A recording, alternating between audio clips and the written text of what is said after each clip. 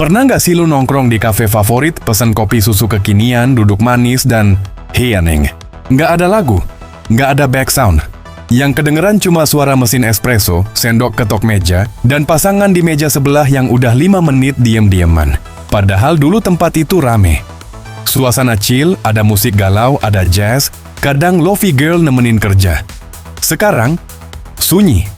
Bukan karena pandemik, tapi karena aturan royalti musik yang bikin para pemilik usaha mending diem daripada di penjara. Awalnya mungkin banyak yang mikir, yaelah muter lagu doang, ngapain repot? Sayangnya, dalam hukum hak cipta, muter lagu di tempat usaha sama dengan penggunaan komersial. Artinya, harus bayar royalti ke pencipta lagu, musisi, dan produser. Aturan ini nggak salah secara prinsip. Hak cipta harus dihargai. Tapi masalahnya, implementasinya super amburadul. Bahkan nggak sedikit pemilik kafe yang baru tahu kalau playlist Spotify-nya itu bisa jadi alat bukti pelanggaran hukum. Dan yang bikin ngeri, banyak juga yang kena teguran atau bahkan ancaman denda tanpa pernah dapat edukasi sebelumnya. Menurut Lembaga Manajemen Kolektif Nasional, LMKN, rumusnya simple. Jumlah kursi efektif kali Rp10.000 sama dengan royalti tahunan.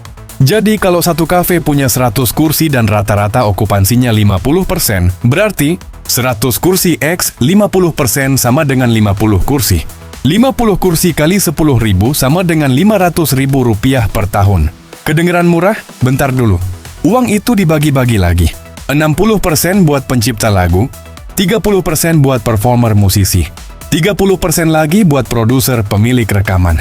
Tapi masalahnya bukan di nominal, masalah utamanya ada di sistem dan transparansi. Pemilik kafe harus isi form self-assessment, nyebutin jumlah kursi, tingkat okupansi, dan sebagainya. Tapi, data itu bisa diverifikasi ulang kapan aja, dan kalau nggak cocok, bisa jadi kena masalah hukum. Padahal banyak dari mereka tuh UMKM, usaha kecil. Kadang modal pas-pasan, fokus mereka seharusnya bangun bisnis, bukan belajar undang-undang copyright. Beberapa pemilik kafe ngeles dengan cara cerdas. Daripada muter lagu, mereka ganti dengan suara air terjun, kicauan burung, back sound hutan tropis, white noise ala Spotify. Tapi ternyata masih bisa kena juga, karena suara-suara itu hasil rekaman, dan rekaman itu punya pemilik hak cipta. Kata LMKN, suara burung yang direkam dan disusun jadi audio ambience itu juga masuk kategori karya rekam. Jadi ya, kalau kamu muter suara hujan buatan, bisa aja masuk pelanggaran. Absurd? Iya.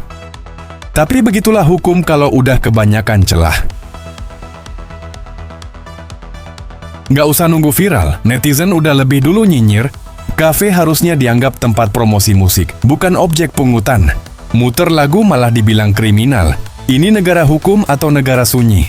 Harusnya royalti itu diambil dari platform kayak Spotify atau YouTube, bukan pelaku usaha kecil.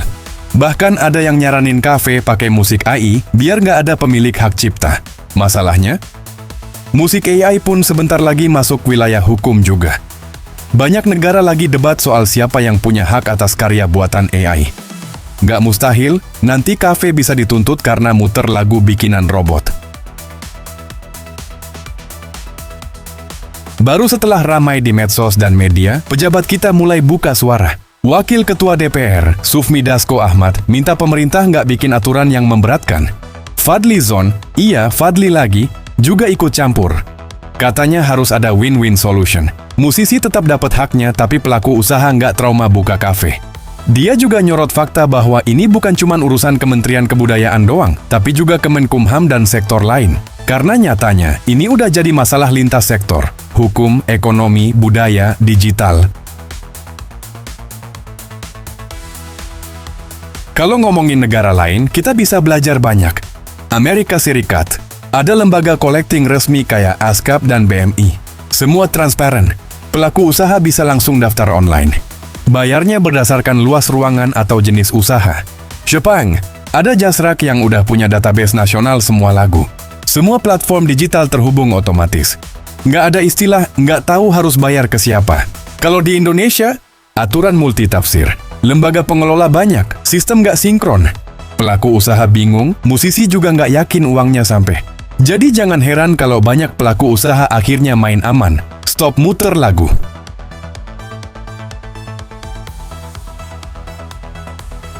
Kita nggak bisa cuman ngeluh soal musisi nggak dapat haknya dan kafe nggak boleh pelit. Kita butuh sistem yang digital, nggak ribet kertas-kertas. Satu pintu biar nggak bingung bayar kemana. Transparan, siapa dapat berapa, musisi bisa lihat langsung. Edukasi dulu, eksekusi belakangan, jangan tiba-tiba datang razia terus viral. Selama ini belum jalan, jangan heran kafe makin sepi. Yang rugi siapa? Semuanya. Musisi nggak dapat exposure, kafe kehilangan ambience, pelanggan ilfil, dan yang paling lucu, kita kehilangan momen untuk bikin industri kreatif yang hidup dan sehat. Hanya karena kita terlalu takut sama lagu. Kalau musik aja dianggap dosa karena hukum yang nggak beres, mau sampai kapan Indonesia bisa jadi pusat ekonomi kreatif? Bagaimana menurut kalian? Tulis pendapatmu di kolom komentar.